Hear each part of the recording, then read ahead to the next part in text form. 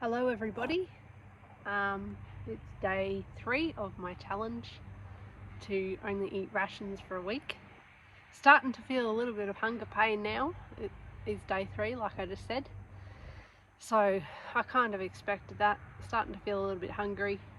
And another thing that I kind of learnt, I guess, or was made aware of is the inability to make mistakes when you're cooking things when you're on such limited food, and that's really quite difficult. And also food spoils, and assuming they don't have fridges and things like that, it makes it very difficult.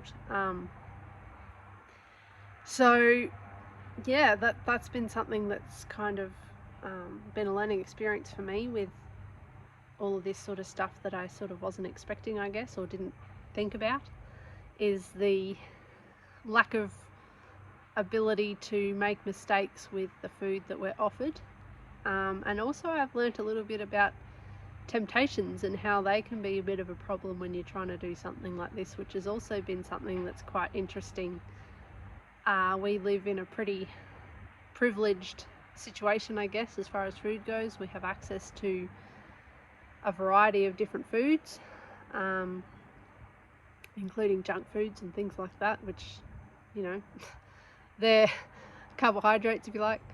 But the thing that I kind of take from that is that it's actually really easy to eat something that I'm not supposed to eat, because we do have that access in our home. We still have a fairly full pantry and full fridge and all that kind of stuff that we had before I took this challenge on. And my husband isn't doing the challenge, so he's eating as normal, and I'm not. So I'm finding it very difficult to not be tempted to eat things I shouldn't eat, whether that be in the junk food realm, I guess, which I don't eat a whole lot of junk food anyway, but sometimes it's just nice when you're sort of feeling a bit low on energy, to just have that piece of chocolate or whatever to quickly bring it back up again. I mean, you could have a piece of fruit or whatever, but let's be real here. And who doesn't like a piece of chocolate or something to bring their energy up in the afternoon? I don't drink coffee, so there's not that temptation. I'm not bothered by hot chocolates. I do every now and then, but it's not something that's really sort of tempting to me. But it's kind of interesting when you think about that, as far as things like sin and doing the wrong thing, even though maybe your conscience is telling you that it's the wrong thing, and doing it anyway because it's so easily accessed. And it kind of just brought that kind of lesson into my mind, that when things are really easy to access, it's really easy to sort of fall off the rails and not do what you're supposed to be doing. But when things are a bit harder to access, like say I don't have those foods here at home, I don't have the bananas, I don't have the chocolates, I don't have the fruit or vegetable or anything like that I'm sort of tempted to eat. If I didn't have those things, if I was in a situation where I was a refugee, for example, and those things were not available to me, it makes it a lot harder to do the wrong thing, I guess, or do what I'm not supposed to be doing. And it's the same sort of thing through life, whether you believe in sin or just conscious decisions, I guess. We all know that there's right and wrong, doesn't matter what basis or what you want to call it, but it is a lot harder to do the wrong thing if it's not accessible. But if it is accessible, if it's something that you're exposed to all the time, if it's all the people that you hang out with are doing it, and all friends and family, that kind of thing, are doing it, then it might be easier for you to do it. Whereas things like that you're not that exposed to, so say for example you grow up in a family where maybe there's divorce and one or the other is off gallivanting around and has multiple partners and things like that. A child exposed to that is going to have more chance of following that, I guess. Whereas if they're brought up like that but no one in their family has ever stolen anything, then they're not going to be kind of thinking that way and doing that thing, if that makes sense. So it's not so accessible, it's not in their face all the time like the food is in my face all the time. I don't know, it was just an interesting lesson. I hope that made some kind of sense. But it was an interesting lesson for me to kind of learn in doing this challenge. I didn't expect it to be so insightful, but yeah, definitely there's no capacity for food wastage and no capacity for making mistakes. I do have that capacity because I have a shop down the road, so I can make mistakes cooking and just throw it out and start again. But when there's limited food like this, that just can't happen. And what we need to remember too, like I said in my original video, refugees are normally in somewhat privileged countries, developing countries possibly. I mean, you do get ones in poor countries that maybe are used to having limited food, but a lot of them aren't. And so they're thrown into this situation where now they have a limited diversity and a limited amount of food, and they don't know what to do with it. So that's really interesting, that there's just no flexibility to make mistakes and throw it out and start again, or give it to the chickens, or whatever that situation is. So like I said in previous videos too, teaching them about composting and things like that, so that there isn't really any waste if they make such mistakes. I mean, you would hope that they don't, because that's, you know, most of their food's then gone and they don't have anything to eat for the rest of that week, or however often they are handed these packs.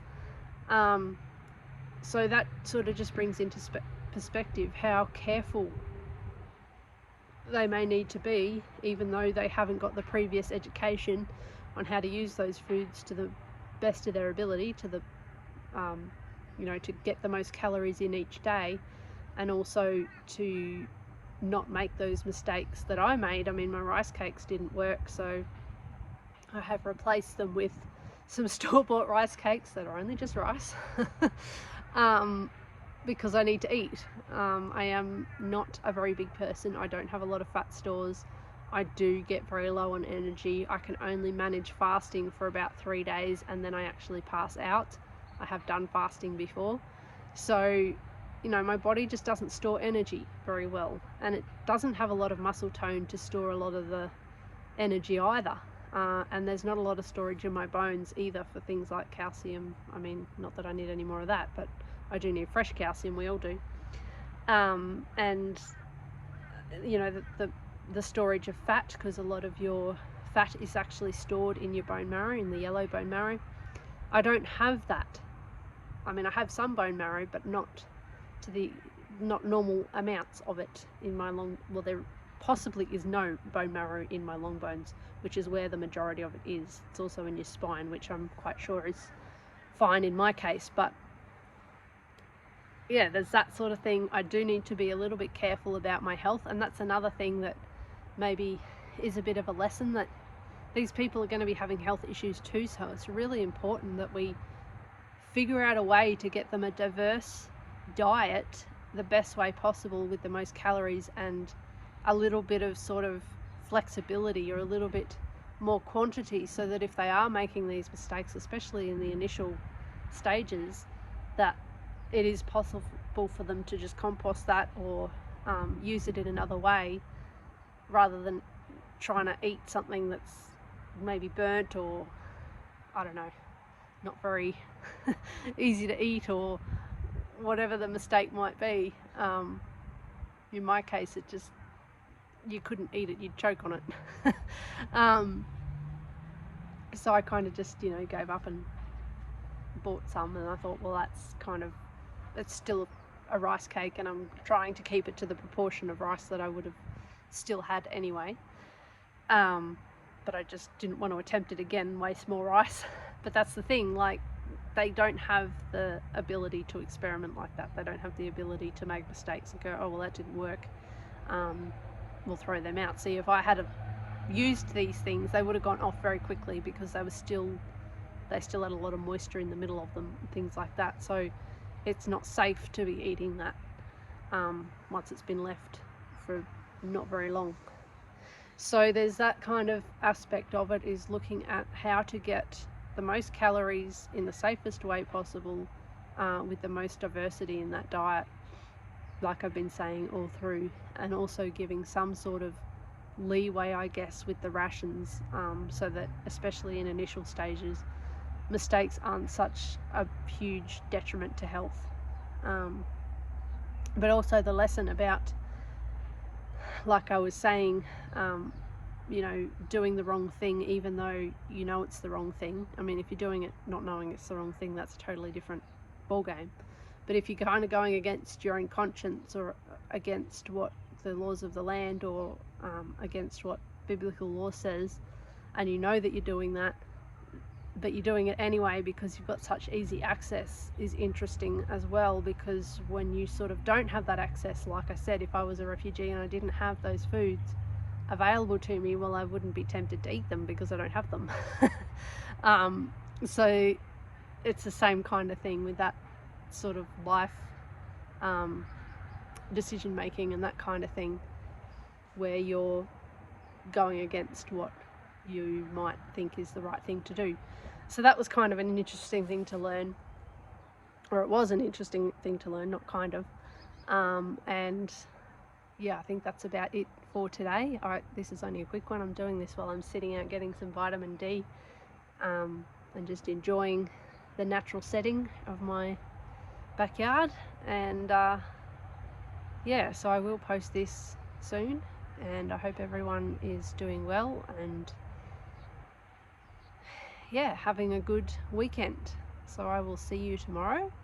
I know I said this was going to be brief and it's not been that brief, but anyway, I hope that you've got something out of it anyway, and I will see you tomorrow in the next video.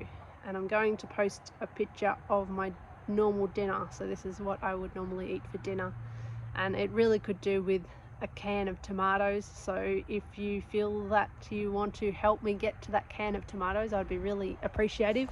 And I want to put a big thank you out. I'm sorry, the sun is really on the screen there. Big thank you to getting enough sponsors to add salt to my rations. So I'm very excited about that. I did have some salt with my dinner last night. I have opted for sea salt because it does have some more minerals and things in it that the body can use, and I do have quite low sodium anyway, so at least I won't pass out now because I can have as much salt as I want. Obviously don't overdo salt because there's a problem with that too, but yes, I do need salt in my diet in my situation, which has been proved through pathology. So yeah, thank you very much. I'm very, very appreciative of your sponsorship, and if you would like to sponsor me, I will put the link below. When my next badge, I guess, or my next thing that I can add if I get enough sponsorship, is some milk powder. So I will be quite happy to be making some maybe some biscuits or something with that, just to keep food interesting, I guess. So yes, that's it for now. Oh, my finger just froze.